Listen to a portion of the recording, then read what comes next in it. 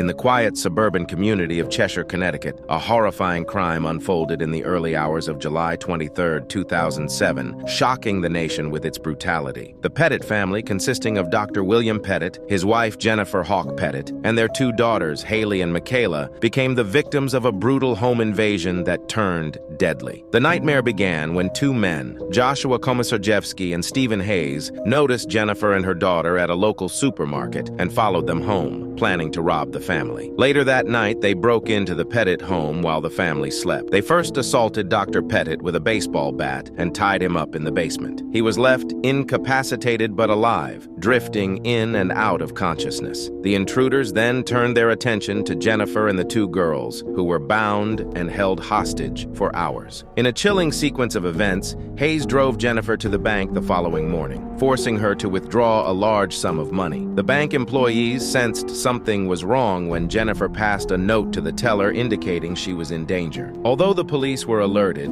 the response was tragically slow. Upon returning to the house, the situation escalated to murder. Hayes sexually assaulted and strangled Jennifer, then doused the house with gasoline. Komisarjevsky, who had assaulted 11-year-old Michaela, set the house on fire, intending to erase their crimes. Both daughters, tied to their beds, died from smoke inhalation. Miraculously, Dr. Pettit managed to escape the inferno through the basement, severely injured but alive. He crawled to a neighbor's house for help, but it was too late for his wife and daughters. The police apprehended Hayes and Komisarjevsky as they fled the scene, leading to a high-profile trial that captured national attention. The trial revealed a horrifying level of premeditation and cruelty, stirring public outrage and debates on home security and the death penalty. Both perpetrators were found guilty on multiple counts, including murder, sexual assault, and arson. Initially sentenced to death, their sentences were later commuted to life imprisonment without the possibility of parole